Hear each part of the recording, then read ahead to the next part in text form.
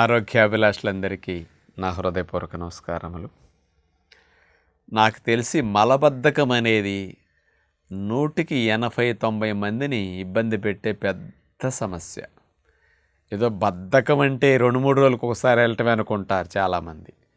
అదే కాదండి బద్ధకం. దొడ్లోకి వెళ్ళి 10 నిమిషాలు, 15 నిమిషాలు, 8 నిమిషాలు పైబడి కూర్చుంటున్నామంటే మీకు మలబద్ధకం కాబట్టి అంతసేపు కూర్చుంటున్నారు. హై బీపీ రావటానికి, గుండెపోటు రావటానికి, మలబద్ధకానికి చాలా దగ్గర సంబంధం ఉందట. ఎక్కువ మందికి హార్ట్ స్ట్రోక్స్ రావటానికి కూడా మలబద్ధకం, హై బీపీ కాంబినేషన్ ఈ రెండు ఉన్నప్పుడు గుండెపోటు ఎక్కువగా వచ్చే రిస్క్ పెరుగుతున్నదని 4 లక్షల మంది పైన చేసిన ఒక పరిశోధన ఆస్ట్రేలియా దేశం వారు అందిస్తున్నారు. మరి దాన్ని వివరాల్లోకి వెళ్ళి మీకు అన్నీ అందిస్తాను. ఎందుకు బీపీ పెరుగుతుంది, ఎందుకు గుండెపోటు వస్తుంది మలబద్ధకం వల్ల మొక్కటం ద్వారా అనేది, బీపీ ఎంత పెరుగుతున్నది, ఇవన్నీ కాస్త వివరణగా ఆలోచిద్దాం. ఆస్ట్రేలియాలోని మానాస్ విశ్వవిద్యాలయం వారు, యూనివర్సిటీ వారు 40 నుంచి 69 ఏళ్ల వయసులోపు వారిని 4 లక్షల మంది పైబడి తీసుకుని అధ్యయనం చేశారన్నమాట. సహజంగా రక్తపోటు ఉన్నప్పుడు, అంటే ఐబీపీ ఉన్నప్పుడు గుండె జబ్బులు రావటం అనేది ఎక్కువ మొత్తంలో జరుగుతూ ఉంటుంది. హై బీపీకి తోడుగా మలబద్ధకం ఎవరికి ఉంటున్నదో బాగా, అలాంటి వారికి గుండెపోటు వచ్చే రిస్క్ ఇంకా చాలా ఎక్కువ అవుతున్నదట. ఈ 4 లక్షల మంది మీద హై బీపీ మరియు మలబద్ధకం ఈ కాంబినేషన్ ఉన్న వారిని తీసుకుని పరిశోధన చేస్తే, హై బీపీతో పాటు మలబద్ధకం ఉండి మోషన్ వెళ్ళినప్పుడు బాగా మొక్కటం వల్ల గుండెపోటు వచ్చే ఆస్కారం 34% పెరుగుతున్నదంట వీళ్ళల్లో. ఆ రిస్క్ అంత పర్సంటేజ్ పెరిగిందని రుజువైంది. మరి బీపీ విషయానికి వస్తేనండి, కొంతమందికి బాగా మొక్కటం అలవాటు ఉండటం వల్ల 200కి పై బీపీ పెరిగి కిందది 90కి ఆ మోషన్ వెళ్ళేటప్పుడు ముక్కినప్పుడు అలా వెంటనే బాడీలో బీపీ లెవెల్ హైగా పెరిగిపోతున్నదట.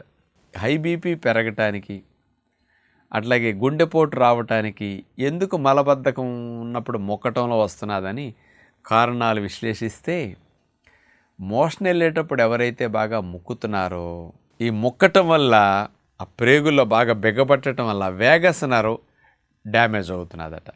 ఈ వేగస్ నర్వ్ దెబ్బతింటం వల్ల బీపీ ఇంకెక్కువ అయిపోతున్నదట. హై బీపీ రావటానికి కూడా వేగస్ నర్వ్ డ్యామేజ్ అవటం ఒక కారణం అంటున్నారు.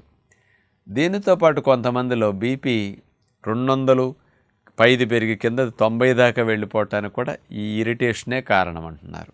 బాగా బిగపట్టి గట్టి దంతాలు ఇట్లా నొక్కేసి ముక్కుతారు కదా, బిగపట్టినప్పుడు బాగా ఎక్కువ మనం ఏం చేస్తున్నామండి, మజిల్స్ అన్నిటిని ఇట్లా బిగిస్తున్నాం.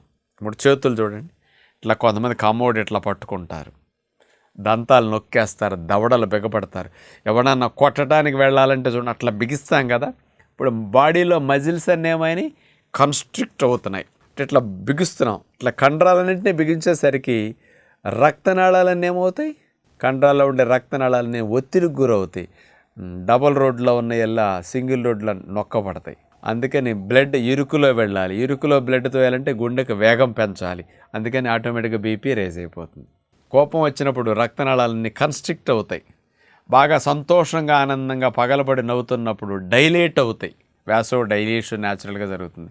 ఇట్లా ఉన్నప్పుడు కన్స్ట్రిక్ట్ అయి ముడుచుకుపోతాయి. ముడుచుకున్నప్పుడు బీపీ ఆటోమేటిక్గా పెరిగిపోతుంది. అందుకని బీపీకి వాడే మందులన్నీ రక్తనాళాలను వ్యాకోచింపజేసే మందులు అన్నమాట. అందుకని మనకి మోషన్ రాక బిగపట్టడం అంటే వచ్చినట్టు ఉంటుంది, రాదు, మలద్వారం పైన ఉంటుంది, కిందకి జరగటం కోసం కొంతమందికి సగం వచ్చి రానట్టు అక్కడే వేలాడుతూ ఉంటుంది. దాన్ని గట్టిగా బిగపట్టినా రాకపోతే ఏలు పెట్టి కొంతమంది మోషన్ దాని కిందకి తీసేస్తూ ఉంటారు. ఇలాంటి స్థితి వచ్చినప్పుడు ఆ మొక్కటం బిగపట్టడం వల్ల రక్తనాళాలు కూడా కొంత చిట్లిపోయి రక్తనాళాలు కొంత అక్కడి నుంచి బ్లీడ్ అవ్వటం, మోషన్లో బ్లడ్ పట్టడం, నొప్పి, అసౌకర్యానికి గురై ఇంకా స్ట్రెస్, యాంగ్జైటీ పెరుగుతుంది చూసేసరికి. దీనివల్ల కూడా బీపీ రేజ్ అవుతూ ఉంటుంది. ఇట్లాంటిది కూడా గుండెపోటు రావడానికి కూడా కారణమవుతున్నదట. హై బీపీలు వచ్చేసేసి చాలామందికి మోషన్ వెళ్ళేటప్పుడు హార్ట్ అటాక్స్ రావటం కూడా జరగటానికి కూడా ఇది ఒక రీజన్ అని కూడా అధ్యయనంలో స్పష్టంగా ఆస్ట్రేలియా దేశం వారు నిరూపించడం కూడా జరిగింది. 4 లక్షల మంది పైబడి జనాభాలో ఆ ఏజ్ వారికి చేసిన పరిశోధన అన్నమాట ఇది.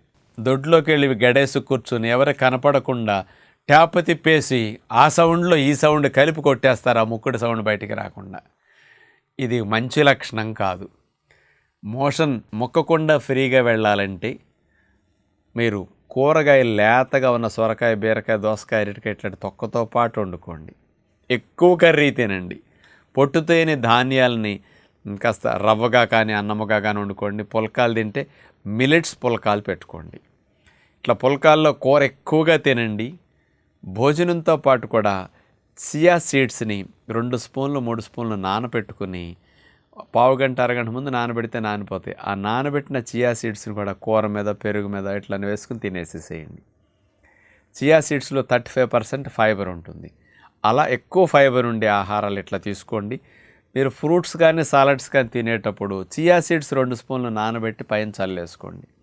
అట్లా ఫైబర్ కంటెంట్ బాగా వెళుతుందన్నమాట. ఇలా ఆహారంతో పాటు మీరు మోషన్ హార్డ్ అవ్వకుండా, గట్టిగా అవ్వకుండా ఉండటం కోసం ఉదయం నిద్ర లేచిన వెంటనే గోరువెచ్చని నీళ్లు 1.5 లీటర్ తాగటానికి ప్రయత్నం చేయండి. నీళ్లు త్రాగాక మీ మనసుని పనుల్లో పెట్టకుండా, ఫోన్లు పక్క పేపర్ మీద మైండ్ పెట్టకుండా ప్రేగుల మీద పెట్టి మోషన్ అవ్వాలనే సంకల్పాలు చేయండి. మలం ప్రేగులో ఉండే మలం అంతా నీళ్ల తోపుడికి మీ ఆలోచనల సంకల్పాలు ఇక్కడ పెట్టడం వల్ల మజిల్స్ రిలాక్స్ అయ్యి మలద్వారం దగ్గరికి స్పీడ్గా జరిగెళ్ళి రెడీగా గేటు దగ్గరికి వచ్చి ఉంటుంది. అర్జెంటుగా వచ్చినప్పుడు మొక్కకుండా వెళ్ళిపోతుంది. రానప్పుడు మీరు ప్రయత్నం చేస్తే మొక్కాలి. అందుకే నేను చెప్పిన నీళ్లు తాగే టెక్నిక్, మనసు పెట్టే టెక్నిక్ 2 కలిపితే మలద్వారం దగ్గరికి మలము చేరి రెడీగా ఉంటుంది. వెళితే మొక్కకుండా ఫ్రీగా వెళ్ళిపోతుంది. వచ్చినంత వస్తుంది, మొక్కకుండా వచ్చేసేయండి. 2 గంటలన్న గ్యాప్ ఇచ్చి 2-3 గంటలు మళ్ళా 1.5 లీటర్ నీళ్లు, కుదిరితే 1.5 లీటర్ కూడా గోరువెచ్చని నీళ్ళు తాగేసేయండి. మళ్ళా మనసు పెట్టి రెండోసారి వెళ్ళండి. మోషన్ ఒకసారి వెళితే కొంత వెళ్ళారు, కొంత మిగిల్చేశారు. ఆ మిగిలింది నెక్స్ట్ డే 24 గంటల వరకు అట్లా దాయటం వల్ల డ్రై అయిపోతున్నది. అందుకని మీరు మొక్కాల్సి వస్తున్నది. రెండవసారి మార్నింగ్ ఉదయం పూట మీరు మోషన్కి వెళితే మొక్కకుండా మోషన్ మెత్తగా అవుతుంది. అందుకని మార్నింగ్ సెకండ్ టైం వెళ్ళే అలవాటు మీరు ట్రై చేయండి. ప్రేగులు ఖాళీ అవుతాయి. ఇక మలం నిలవండకుండానే మెత్తగా వస్తుంది కాబట్టి మొక్కాల్సిన అవసరం రాదనమాట. అందుకని ప్రతిరోజు ఉదయం 2 సార్లు దొడ్లోకి వెళ్ళే మంచి అలవాటు టెక్నిక్ ఇట్లా అప్లై చేస్తే మీకు సుఖ విరోచనం ప్రాప్తిస్తుంది. కాబట్టి మొక్కటం హై బీపీ పెరగటానికి, మొక్కటం గుండెపోటు రావటానికి, చిన్న మలబద్ధక సమస్య దొడ్లోకి వెళ్ళినప్పుడు పడే అవస్థలాలు ఈ 2 జబ్బులకి పెరగటానికి కారణమవుతున్నది. కాబట్టి ఆలోచించండి, ఆచరణ విషయంలో మార్పులు చేసుకోండి అని విజ్ఞప్తి చేస్తూ నమస్కారం.